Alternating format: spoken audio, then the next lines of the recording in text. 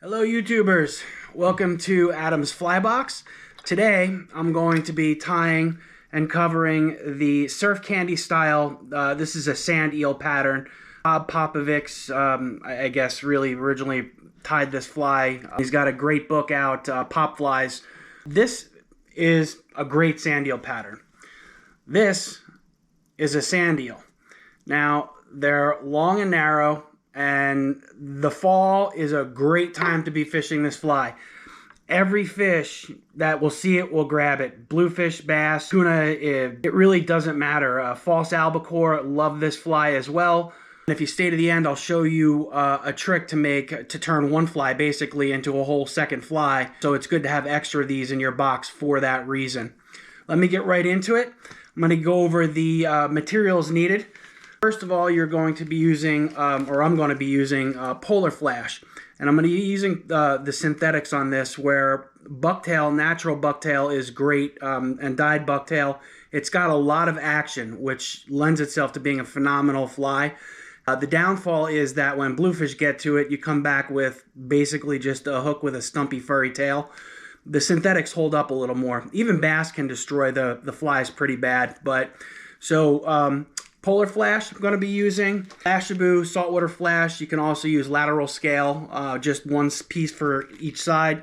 And then MFC's scales and tails. This is a chartreuse grizzly, which I'm going to be using. You're also going to need poly flash tubing, which you could also just use crystal flash in place. That's just to wrap around the hook and cover the hook. Hook, I'm going to be using a Gamakatsu SL11-3H. This is a 2.0. Most fly tiers like to tie this with a shorter hook.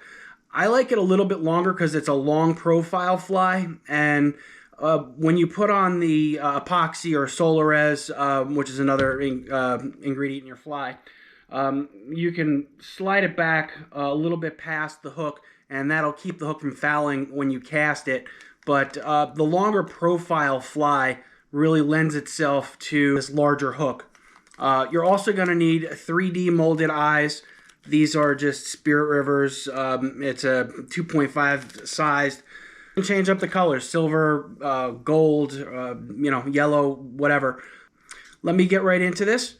So I have right here my hook in the vise, and I have taken my Unimano clear, started at the head, wide spiraled all the way back to the barb, and this is where you're going to start tying the fly.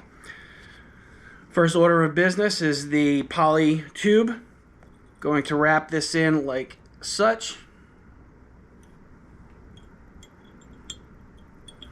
Okay, once that's tied in, all I'm going to do here is wrap straight back,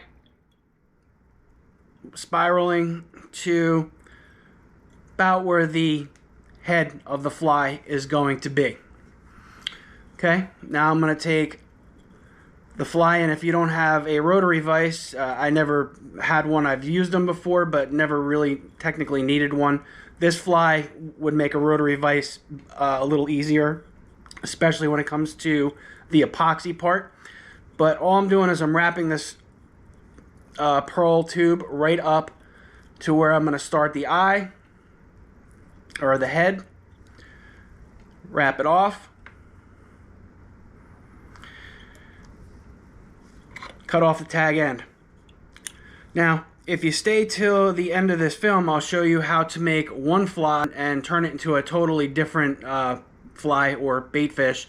This is a great pattern to have a whole bunch of these in your box because it's highly versatile, and I love versatile flies when it comes to fly fishing. Okay, now that we have the poly wrapped, or crystal flash, or whatever you're going to use to cover the hook, I'm going to take my Polar Flash for the belly, just trim it, and I'm just trimming it just to make sure it's square so I can tie it in underneath. Give it a loose wrap, another wrap, make sure it's centered on the bottom. And now what I'm going to do is I'm just going to wrap back as far as I want the head to be on this fly. One other thing to keep in mind is with this, you're going to need to split the polar flash and just split it right down the middle and pull it up like that. Okay?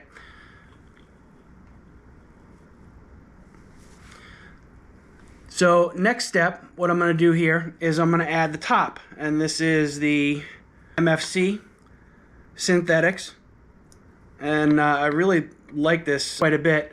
I'm going to do the same step right over the top here. I got the ends trimmed about as long as I like them, and I'm just going to do one loose wrap followed by another wrap or two, just make sure everything is where I like it. Okay. Now I'm going to cinch down and really kind of wrap in a little tighter here. Go over the head, make sure everything's nice and neat. At this point, you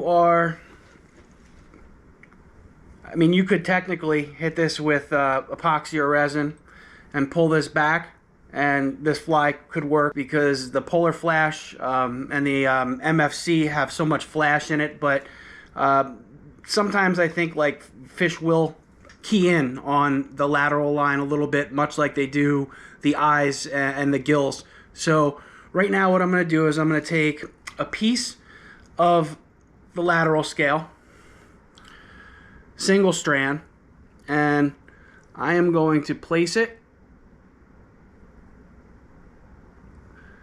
and tie it on. I'm going to take another strand, same thing on the other side. If you have any questions or comments, please put them down below. I've actually been getting questions and comments and replying to some subscribers as soon as I can.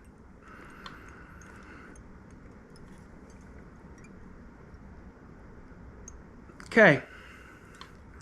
Now we've got lateral scale, you've got your body built up,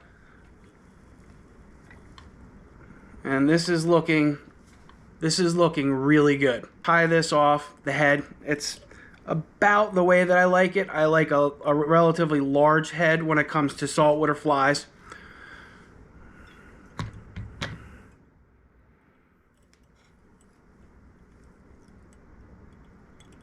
Give it a quick whip finish.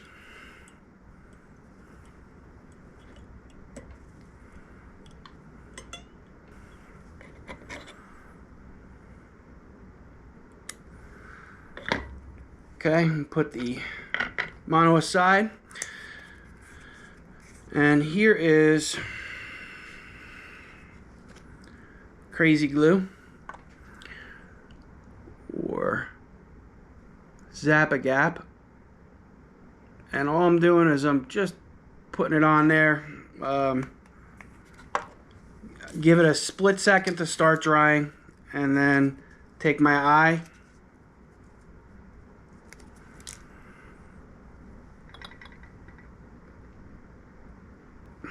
okay, and that right there is about how I like my eye on the hook. What I'm going to do is same step, other side, Zap-A-Gap.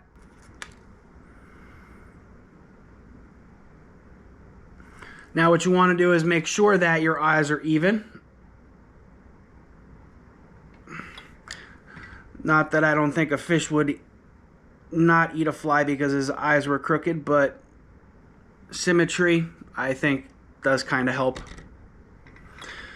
Now that I have the eyes on, I'm going to do another step, and this technically isn't required in this fly, but I do it on a lot of my streamer or saltwater type flies. I'm going to take red thread, and I'm just going to wrap this back so it'll look like a collar between the eyes and the red collar on the gills it gives the fish something to key in on. I think, you know, it's something that, you know, they know, hey, I got to grab this end. Unless, of course, you're a bluefish and then you're going to bite the butt, just because bluefish are butt eaters. They always they always grab stuff by the butt. Okay, and I'm just going to do a whip.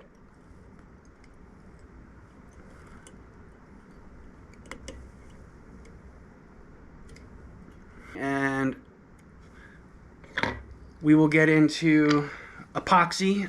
In this situation, I'm going to use a Solarez epoxy. I like to wait until it thickens, and then I will start, you know, roll it around, or you could put it on a wheel, on a drying wheel that spins. Building fly rods is sort of the same way.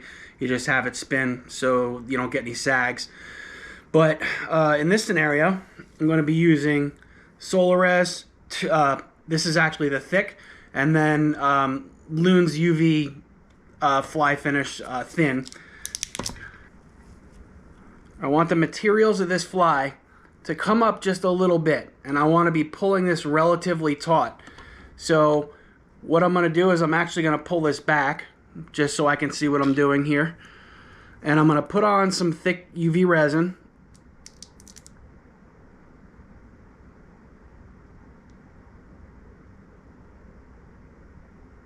And I'm going to take it all the way, like a quarter of an inch maybe, past the hook, the bend of the hook.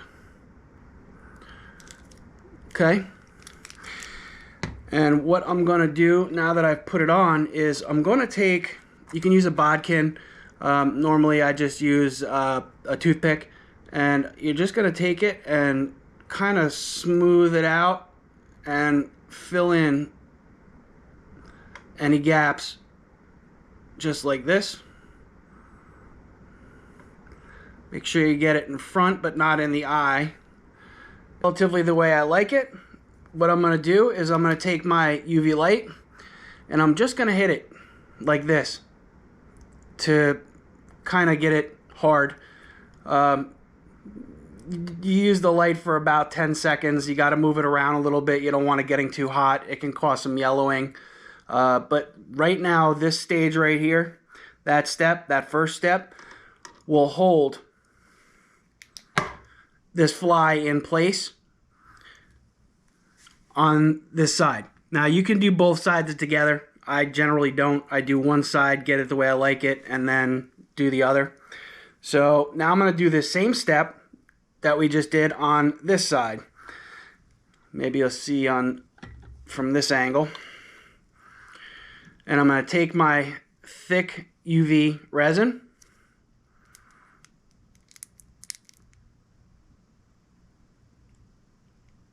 run it all the way up the top, about a quarter of an inch past the bend of the hook, come back,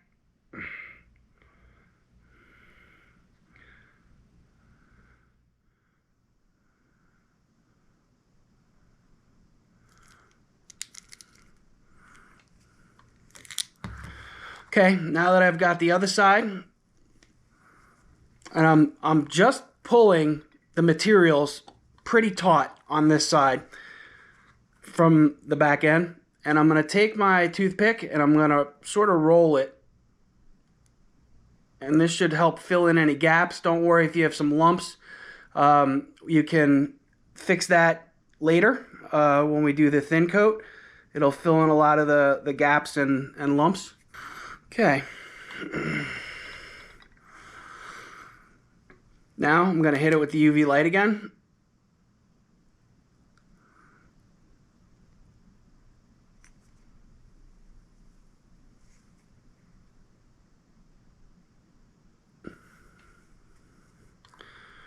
All right, now this fly is set. And now what I'm going to do, if you have any loose hairs, this is the time you'll want to cut them out.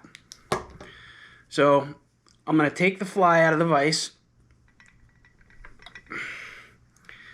And at this point, what I can do is I can cut this to the length I want it to be. And I'm just judging from, you know, off of my sample eel. I'm going to, you know, cut this one about the same length, ballpark. You can always go back and trim it shorter.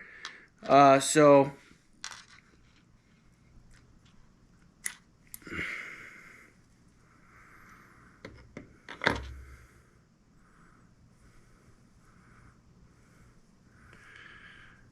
and here we have your basic surf candy.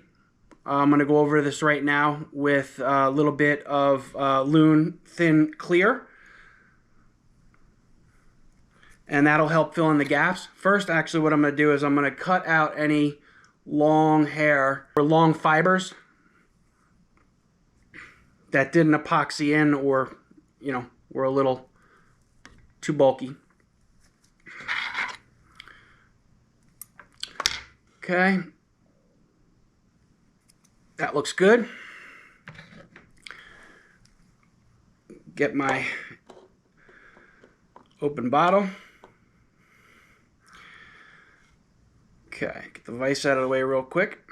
And now with this, what I'm going to do is I'm just going to paint this on. And what you're going to want to do, because this is thin, is get it on and kind of pull it down. If you have or are using a rotary vise, that's a great way to make this fly.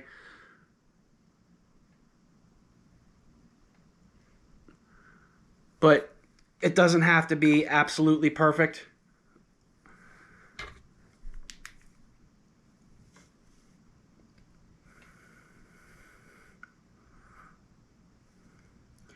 If you find any of this information helpful or useful, please like and subscribe. I will be putting out more flies. I'm trying to get another saltwater pattern or two out because I live down the shore. Okay, this right here is an excellent Sandeel. You can go over this if you want with more UV resin and just spin it lightly. You don't have to get super OCD on it, but you know, if you don't want it too lumpy, you can make it like smooth as glass, and you don't need a rotary vise. You just use your hand and spin it. But that is your basic Sandeel surf candy. Now, as I told you earlier, I'm going to show you how you can make one fly into two flies. So we're going to take this Sandeel and this Sandeel pattern, and I'm going to make this into a second fly simply by cutting off the tail. Now I've taken the Sandeel and turned it into a spearing.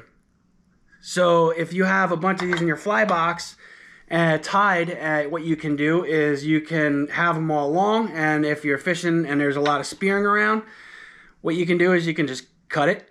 And now all I'm doing is I'm trimming out the tail, so it's not quite so square at the end. Taking my scissors upward.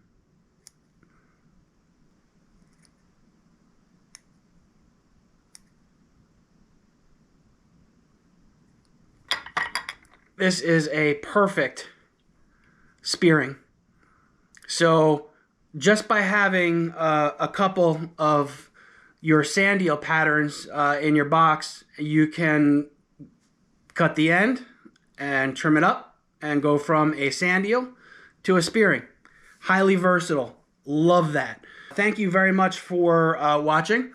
And again, if you did pick up any information that you found useful, please like and subscribe. It helps me get some more flies out. And while I live down the shore, primarily fly fish for trout, it's very difficult for me to get out these days, but I will be doing a bunch of trout flies and tutorials as well. So thank you again. You guys have a great day, and I hope to see you on the next episode.